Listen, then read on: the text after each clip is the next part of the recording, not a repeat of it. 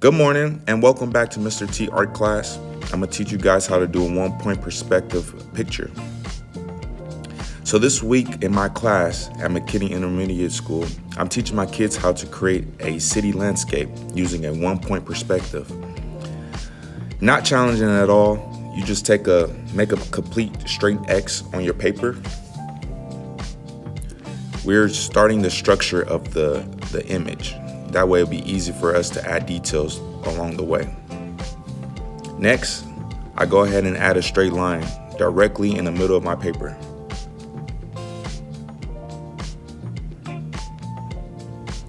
Now, as you can see, I'm using the iPad, so it's easier for me to use straight lines. But if you're using regular paper and pencil, you will go ahead and use a ruler. Now, with the iPad, the cool thing about it is you can add layers. So I was able to add layers with my lines and then go over those lines with my actual drawing that I'm gonna be using. Unfortunately, you can't do that with regular paper and pencil. So a lot of my kids in class are getting frustrated because they can't do straight lines right away, and that's okay. I would say invest into an iPad. But moving forward, I'm creating the sidewalk. I'm gonna have a sidewalk and a street, different sized buildings, but I'm gonna show you along the way. I'm making sure my sidewalks have the same equal amount of size, length, and width from both sides. Looks good to me.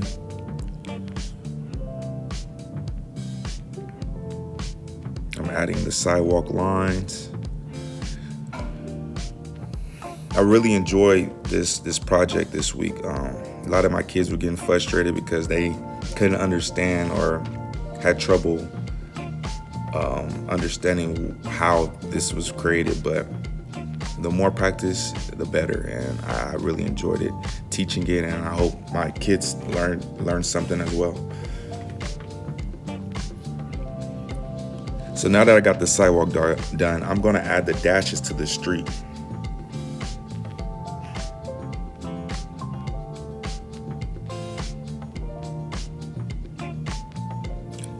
As a trained animator, training to become an animator, have better skills at it.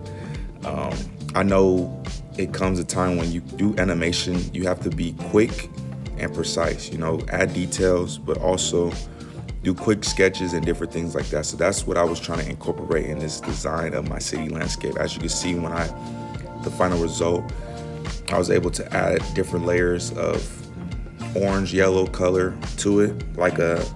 I wanted to resemble a style like Ed and Eddie when they did their buildings and houses in their cartoon show.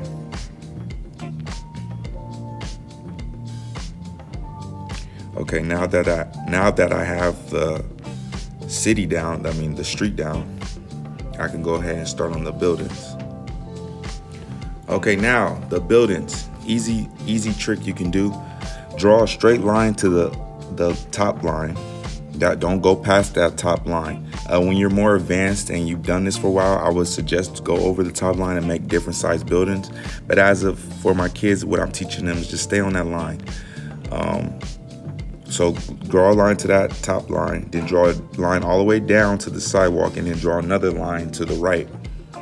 And then you will complete the house by drawing a cube, pretty much a rectangular shape for the building. And you continue to do that to make it from big to small, all the way to the focal point.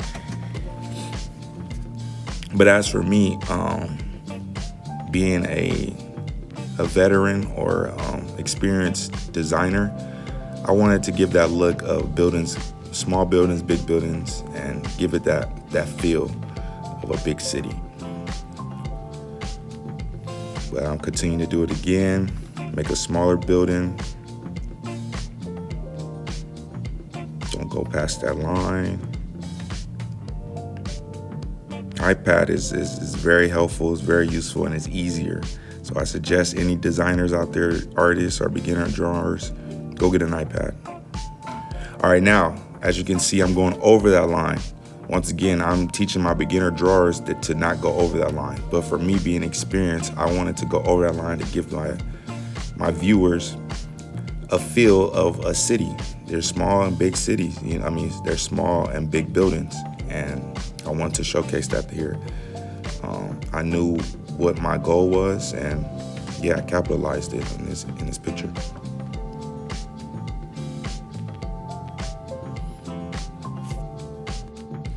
Okay, now I did the right side with small buildings, big buildings, bigger buildings.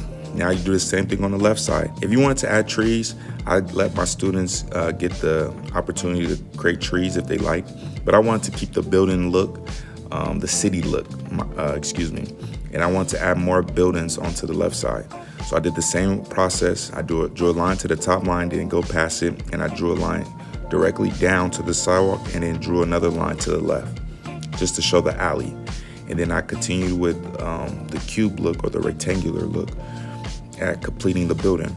As you can see, that's the front of the building, that's the side of the building. Okay.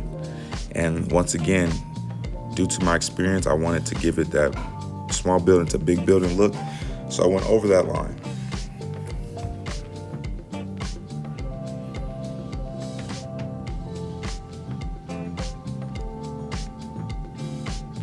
And once you get the hang of it, it gets easier, and it becomes so much fun creating a city. You have the freedom to create what you want in my art class, and it's just a lot of fun. It's very accomplishing when you get it down and understand what's going on, and you get to see the buildings go from big to small and give you that 3D perspective. It's really cool. But yeah, I'm teaching my students understanding the term from elements of art, line.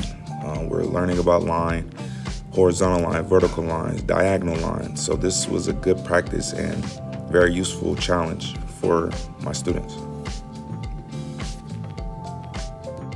Now that I finished the outlines of my city landscape, I went ahead and went back to my picture and added small details and different colors into my picture. And here it is.